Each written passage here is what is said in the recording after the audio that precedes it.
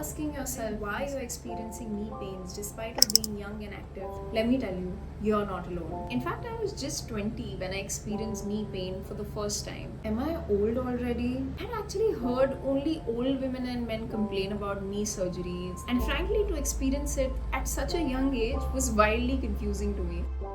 Turns out that around 1 in 3 women who engage in regular physical activity report knee pain. If, like me, you feel lost and confused, a little helpless around how you're going to move again, then stay with me. Because today we're going to walk through my journey with knee pain, some lesser known facts that make women more prone to knee pains and knee injury, and finally, share 6 things that you can do that have enabled me to reduce my knee pain significantly, that has allowed me to move, get stronger, and actually just live life the way I want to. First few weeks, I remember being in denial, pretending as if nothing wrong has happened that would make me miss my workout. In fact, like the total rebel I am, I went and enrolled into a running course that was an option at college for extracurricular grades. That's where I met my running coach, who will be immensely helpful in this journey, but more about him later.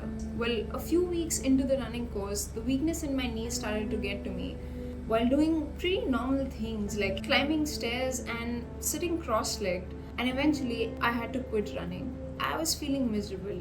Honestly, I let it go because I couldn't do anything and continued with my studies, but in my heart, I felt like this is unacceptable. Next break from college, I went back home and I got my very first x-ray done. What made matters worse was the x-ray that came back was absolutely normal, but I still had knee pain and I couldn't run.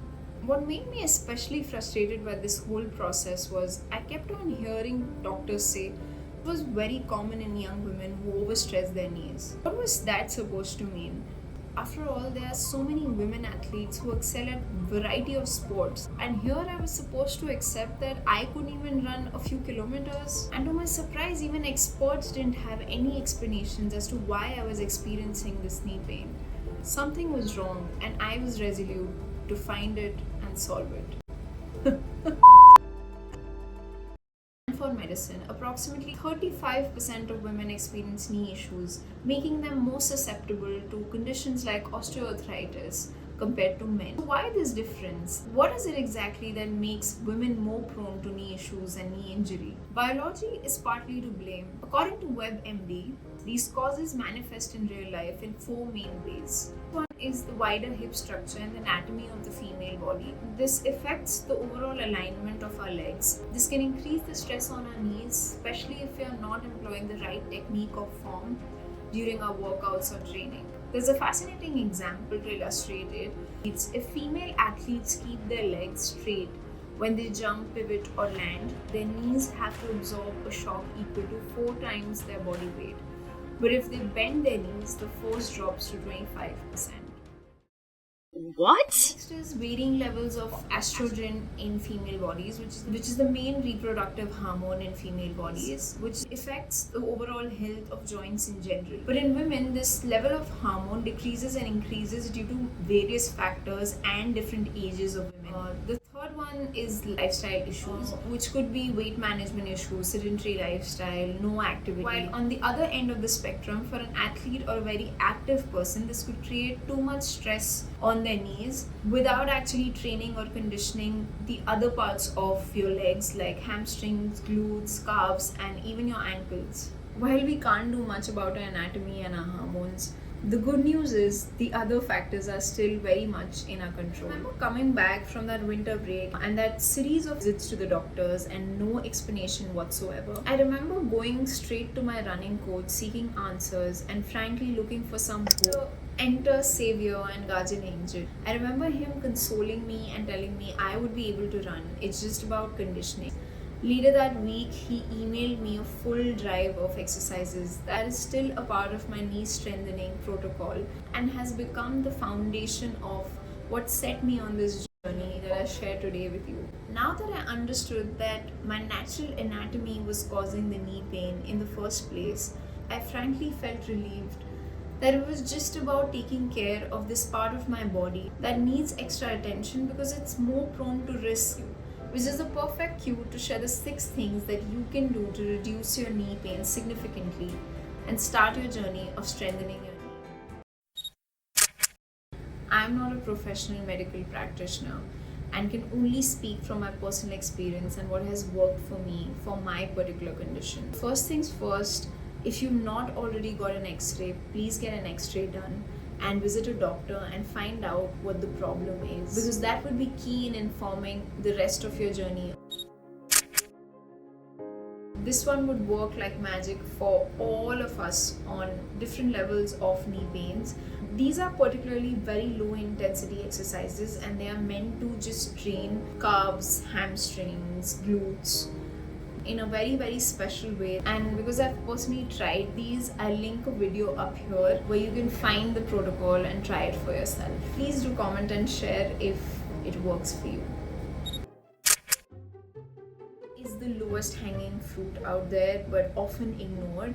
After this issue kind of surfaced, I started noticing all the footwear that I used to wear as a teenager. There's no one really to blame but ourselves, that our choices in fashion and style are coming from just trends and our media shows it. I think we kind of have to take responsibility, go from a place of comfort and function rather than trends and media, and let the media catch up. For me, investing in good sneakers, switching up stilettos to platform heel, your regular chappals or slippers to Crocs, has been a total game changer. This really changed the way I was feeling in my legs. I felt more stronger and confident to do the activities or move around and goof around like I like to do. Okay, so yoga as an exercise always helps with strengthening in a very non-aggressive way. It was a perfect alternative to kind of shuffle up workouts or running. I remember spiraling into negative thoughts: if I'll be able to move, if I'll be able to run, if I'll be limited in my movement. Not only did it help me get stronger, but it also really calmed my mind. So this is a very important component. Some that I have recently added to my diet are multivitamins, vitamin C, fish oil. And this one I've just been trying for the last 1 month. So to be able to honestly review them, I'll have to try them for another 6 months. So stay tuned. Sixth and the last one is muscle training. And this is of course an advanced one, but interestingly, this is the ultimate way to make sure that your joints are supported with good strong muscles all over your body. This is definitely recommended only if you have negligible pain and you feel strong in your body doing other intensive activities or the activities that you really need to do, and then you kind of switch to this advanced level of strengthening. For the past year, I've been feeling strong in my knees and I have started integrating muscle training into my workouts. This has definitely made me feel empowered and I'm hopeful that I'll be running soon. A tip that I would highly recommend is getting yourself a fitness coach or a trainer for at least 90 days when you start, because like we discussed, if your techniques and forms are wrong, you're more prone to disease. Trust me, this is key and you should not ignore this one.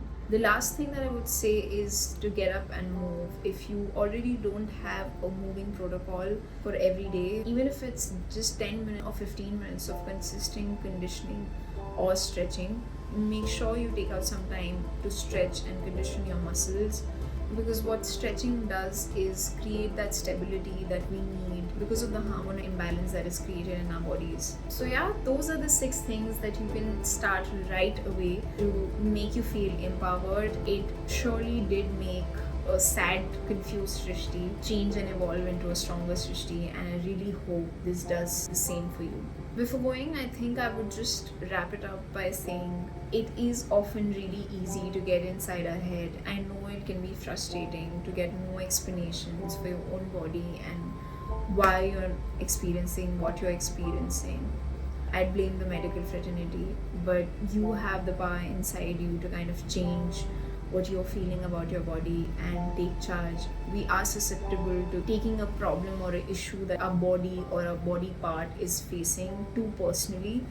I'll implore you to just take a step back and look at it objectively. We can choose to give more power to the issue or the problem at hand, or we can decide to keep our power and use the same energy to do one thing differently every day and build momentum. Take care of yourself now, and I'll see you soon.